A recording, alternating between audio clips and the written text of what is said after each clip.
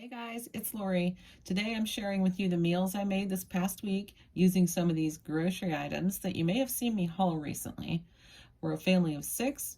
That's 5 adults and 1 growing teenage boy, so we go through plenty of food here. Stay tuned to see what I prepared to keep everyone happy and how I put this big 10-pound roll of ground beef to good use. Here's dinner tonight. We've got some pork chops, some pork steaks, roasted radishes. They look kind of funky, but they're really good, aren't they, honey? Yep. What's that? Why, yes, they are. That's better. And some mac and cheese for the boys.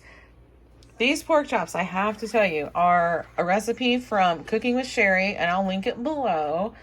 They're air fryer pork chops, so I think they look great. All right, this is dinner tonight. Here's something that's nice to have for a lunch or a snack. Just a skillet pizza. No oil or anything in the pan. The cheese makes its own oil. It's just mozzarella cheese on the bottom. I put a few pepperonis on top. That's how I like it. And a couple dollops of sauce, and I kind of spread that around a little bit and let it cook in the skillet until it's golden on the bottom. I'll show you the bottom real quick. And that's how I like mine. It's pretty good. And I'm just going to have some leftover broccoli salad with that. Now we're going to go into this ground beef. I'm going to cook the whole thing up into taco meat except for this. Here's tonight's dinner. A whole bunch of hamburgers. I don't even know how many are there. Just a whole bunch of them. Some bacon. So we're going to have some bacon cheeseburgers using this cheese from Aldi. The Monterey Jack cheese that's in there, if you can tell, that stuff does not come apart. To save my life, I can't get it apart. It just tears up. So the rest of it's fine, and we still have some of the cheddar and Colby Jack left. So that's the cheese for on top of here. Here's some coleslaw. It looks funny because I don't have any carrots. So it's just cabbage, purple cabbage and green cabbage. And it is actually a little bit runny, but that'll be fine. I think it looks good, don't you, honey? Yeah. We already tested it and it tastes wonderful. So, okay, so this is dinner. Here's tonight's dinner. We've got protein lasagna, which I do have a video on how I made this. I'll link it below. And regular lasagna for the non-low carb folks in the household. And we have some biscuits here. They're cheesy biscuits with some garlic butter brushed on top. These things taste like Red Lobster biscuits. They really do, don't they, honey? Yes. Yes, they do. And so, yes, in other words, I have tried one, and so has he. These are the Southern Keto biscuits. So John and I can have these biscuits too, and everybody else likes them too. So that's the good part. Everybody does like them, and they're keto friendly, or low carb friendly, I should say. Okay, here's dinner.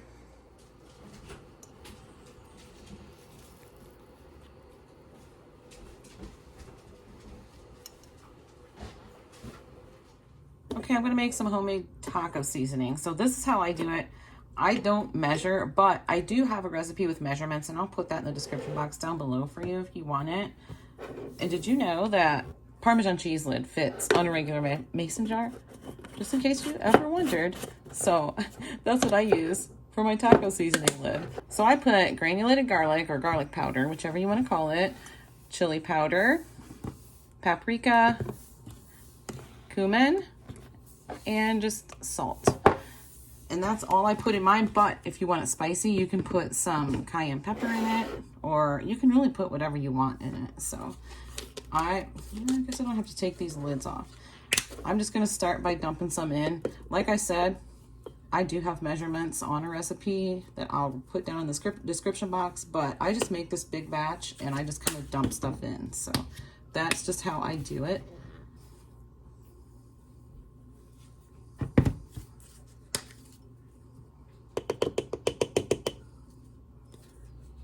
Cumin.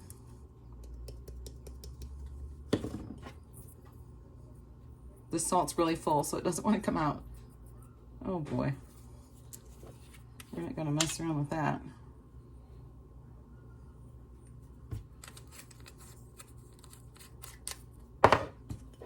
And paprika. Honestly, I'll probably do all that again and fill this up. That's kind of pretty just like that though, isn't it? Looks like one of those sand art things. All right, shake it up. And you got taco seasoning.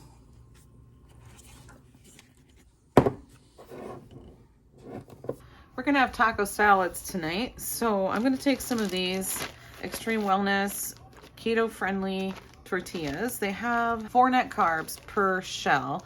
So I have 3 of them here. This is gonna be for me and John. So I'm gonna just use my handy dandy kitchen shears, and I'm just gonna cut them in half because it makes it easier to lay them out on the pan if I cut them in half first. But I probably should have oiled them first, but that's okay. I'm just gonna use some olive oil and cover them with olive oil. There might be a better way to do this, but this is how I do it.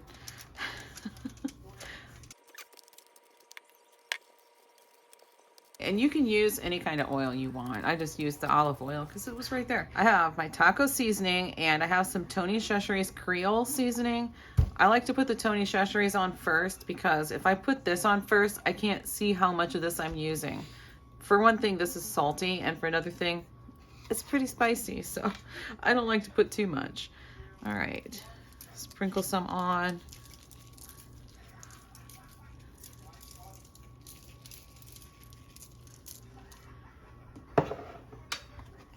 And I usually get kind of too much taco seasoning, but I just kind of spread it around with my fingers if I do.